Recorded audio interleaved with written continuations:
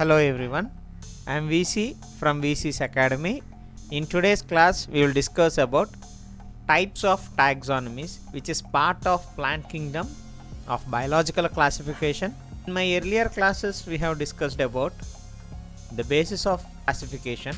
Now we will discuss about types of taxonomies. And before going into the class, if you are visiting my channel for the first time, please subscribe and press the bell icon so that you will get all my videos as notifications and you will not miss any of my video. Okay, let's go into the session. Types of taxonomies. So what are the types of taxonomies? For the suitability in studies, various categorizations have been done in taxonomy. In order to study about plant kingdom or animal kingdom, as now we are discussing about plant kingdom, so in order to study about the plant in detail, so various categorizations have been done in taxonomy, so naming the organisms and all. So how to do all these categorizations were done? So let's see what are the main ones. Important taxonomies are numerical taxonomy, cytotaxonomy and chemotaxonomy. So what are the three important taxonomies? First one is numerical taxonomy, second one is cytotaxonomy, third one is chemotaxonomy. So for the suitability of the studies, the categorization has been done in taxonomy with various forms, but the major three are numerical, cytotaxonomy and chemotaxonomy. So let's see one by one. Numerical taxonomy. It is carried out by quantitative assessment of similarities and differences in order to make objective assessment. What numerical taxonomy is done or how? It is carried out by quantitative assessment of similarities and differences in order to make objective assessment. So how we will carry out this? We will take the quantitative assessment of similarities and differences. So why we will take this? In order to make objective assessments. So in order to make objective assessment, we will take the quantitative assessment of similarities and differences, and it is now easily carried out using computer based on all observable characters. So if we see nowadays we can do it easily by using the help of computers on observing all observable characters or characteristics. Numbers and codes are assigned to all the characters and the data are then processed. So how we will use the computer knowledge here? We will give codes and numbers that which are assigned to all the characters and then the data is processed. In this way, each character is given equal importance and at same time hundreds of characters can be considered.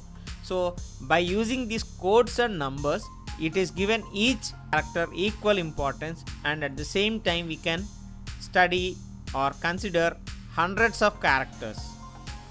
So let's go into the other concept, cytotaxonomy.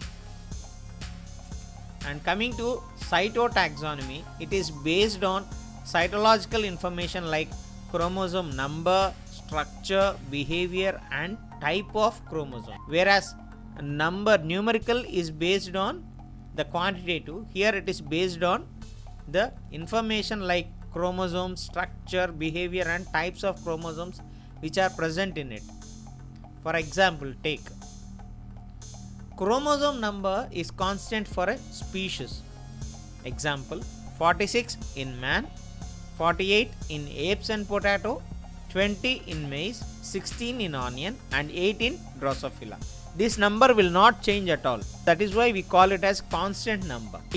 The chromosome number is constant for a species. It is what the main thing which we have to keep in our mind. 23 pairs in humans, 24 pairs in apes and potato, 10 pairs in maize, 8 pairs in onion and 4 pairs in Drosophila. The behavior of chromosomes was used by taxonomists during pairing and banding patterns to understand the relationship between the species. Example, origin of humans from apes, origin of wheat, etc. How these chromosomes help or how this number help? The behavior of chromosome was used by taxonomists while pairing and banding patterns to understand the relationship between species. For example, take origin of humans from apes.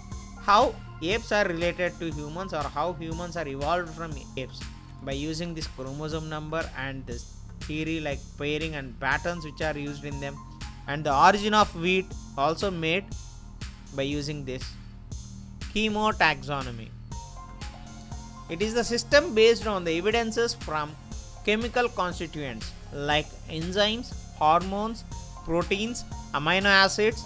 So whereas if you talk about numerical ability, we will take the similarities, and we talk about cyto, we will take the internal characters like DNA fragments and all, whereas chemotaxonomy is based on chemical constituents like enzymes, hormones, proteins and amino acids, etc.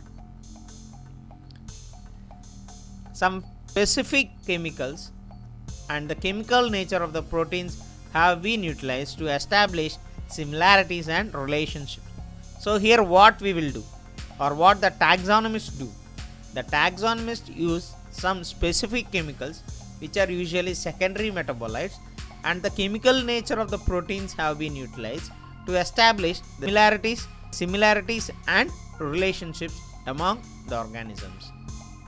For example, the presence of raphides has been found to be common in 35 families of plants. For an example, the presence of raphides, which is an secondary metabolite, has been found to be common in 35 families of plants. So all these help to understand and categorize the plants. So that is about the important taxonomies which are available, which are having major importance. In my next class we will discuss in detail about algae.